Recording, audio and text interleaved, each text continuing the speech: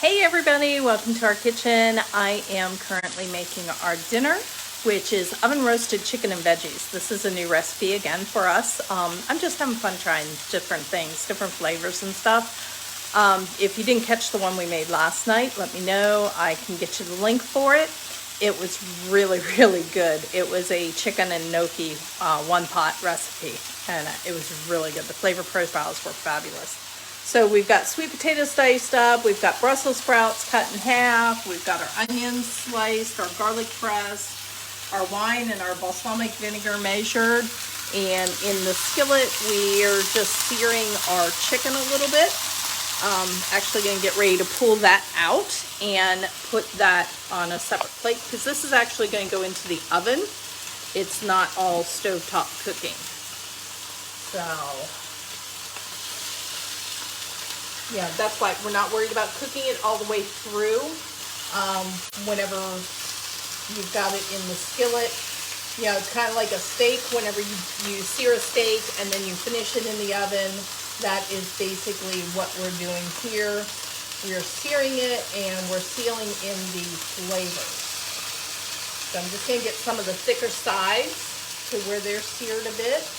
Now, one of the things I could have done, if I would have noticed it, I could have pushed the breasts up against the side walls of the skillet because those also heat, and those would give a nice sear on it.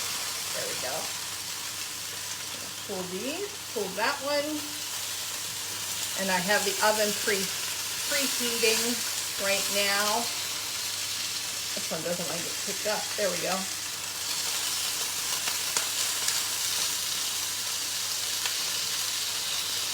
One little spot there that needs seared.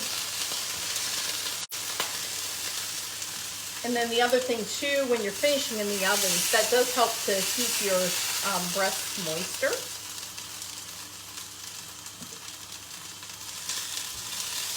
All right, how's this one? Yep. Got a little bit against the sidewall. There we go. Our breasts are done. So now we are going to add in the sweet potatoes and the onions and garlic. All right, so now if you've got somebody that records what goes into the recipes and everything, a good way is to go through, prep everything, weigh it for them or measure it for them so that way they know. And so they can enter it into however they track their meals. I'm just going to stir these a little bit. Break apart my onions. So my onions, I just peeled them, I cut them in half, and then I just sliced them down. I didn't do them too thin. You know, I still left them a little thick. If you were using the simple slicer, I would say, you know, do number 3.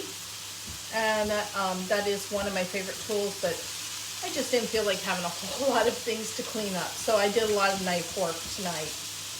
And we do have a lot of great cutting tools if you're not fond of using a knife. There's no shame in that. A lot of people are very hesitant. Or if you have little junior cooks in your kitchen that not quite ready for a knife, or you want them to be able to do things without you being around, that's okay. All right, so give this a little longer. So it's about 3 to 4 minutes and stuff that you cook these on the stovetop. Then we will be adding in the next ingredients. And so what is everybody doing today? How's their week going? What, tell me what you've been excited about. So, unfortunately, we're going to be getting a really bad storm tonight that's going to go into tomorrow. I'm not looking forward to that. I will tell you, though, I am totally sick of rain. And I would rather, at this point, I'd rather have a little bit of snow.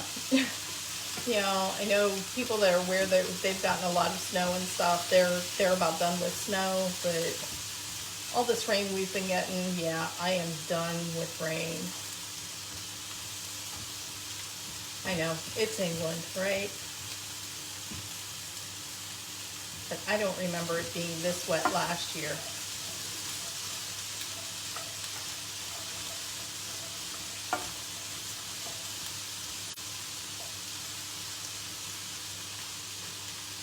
All right, give that about another minute. So one of the things with Brussels sprouts, the smaller the Brussels sprouts, the less bitter. The bigger the Brussels sprout, the more bitter. And we cut them in, so I cut them in half, but these were kind of on the big side, so I did them in quarters. I like my stuff more bite-sized.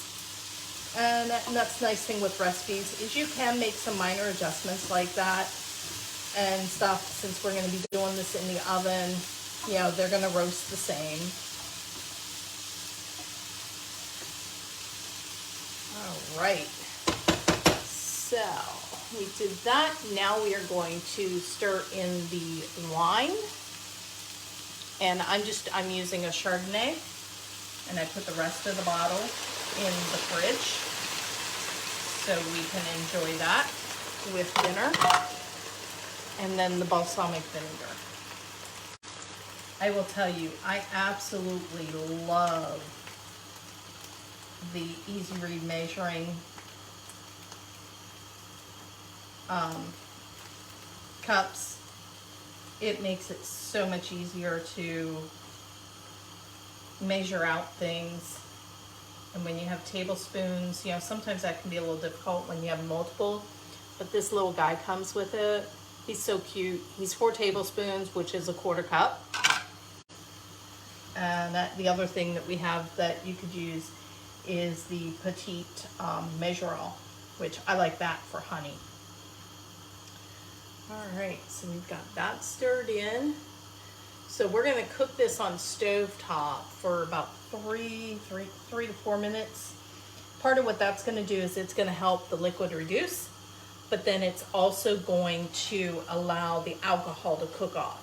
So for anyone that's afraid of cooking with alcohol because, okay, you may not drink, you may have people that in your family that are recovering and you don't want to, set them off or anything and stuff. When you're cooking with alcohol, when you let it cook in there and, especially about 5 minutes and stuff, it will cook the alcohol off, but it will leave your flavor.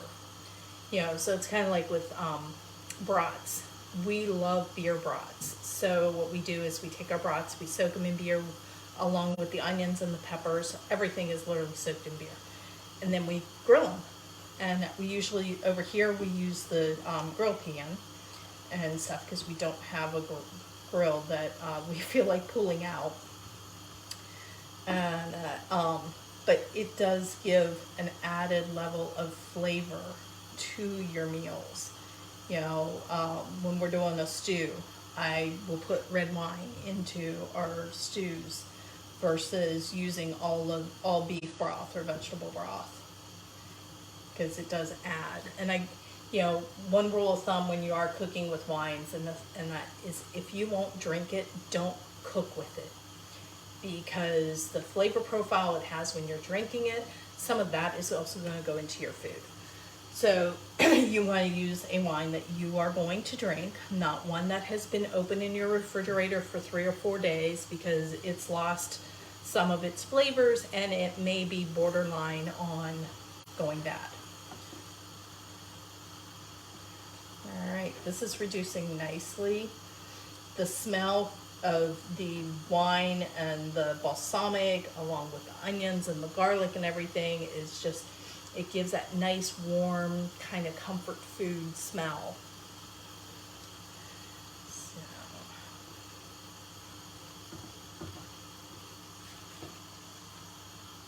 all right, just a little longer. And then the next step is we will add in the Brussels sprouts. We'll stir those in, and then we're going to put the chicken on top of it, and then we're going to put it in the oven for 15 to 18 minutes to finish. So, I mean, really, how easy is this? It's a 1-pot meal, which I'm using a skillet that can go in the dishwasher. So if we had a dishwasher, cleanup would be even easier. We don't, so everything is hand washed. That's why I also kind of pay attention to all the tools I'm using. And we opted for a little mini fridge instead. All right, so I'm going to get the flexible cutting mat, and we are going to put our Brussels sprouts in. It's one of the things I like with using the flexible mats for prep work. And we're just gonna mix these in. This is a really nice, colorful dish.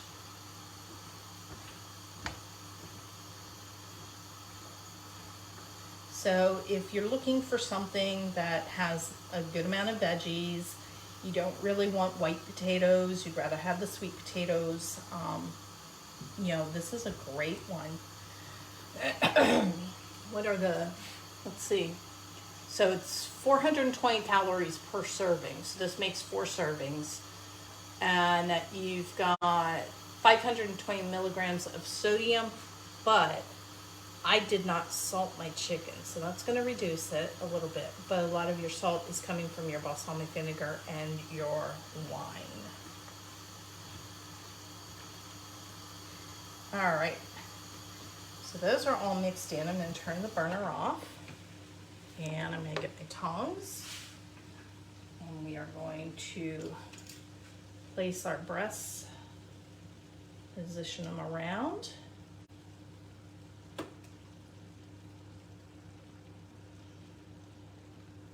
And then we're going to add the juices in from the plate because those juices have flavor. I'm scraping some of the seasoning that came off the bottom. There we go. All right, and I will bring you over so you can see what this is looking like right now. Here, let me just turn this around. There we go. Look at that. Look how colorful that is. All right, so we are going to put this in the oven.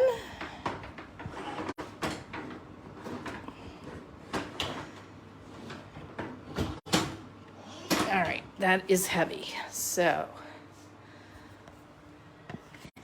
turn that like that. I am gonna get my little gripper to grip, bring it down. All right, and what I want to show you is, nice thing with this is this handle comes off. So this is our signature nonstick cookware.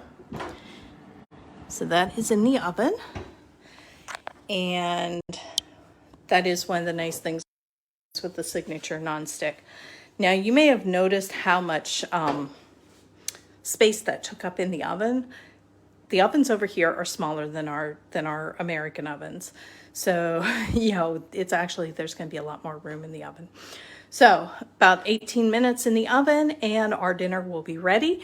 And I'll post a picture for you of the final product. If you would like this recipe, comment below recipe and I will message it to you. Okay, thanks for joining me in the kitchen and have a great day.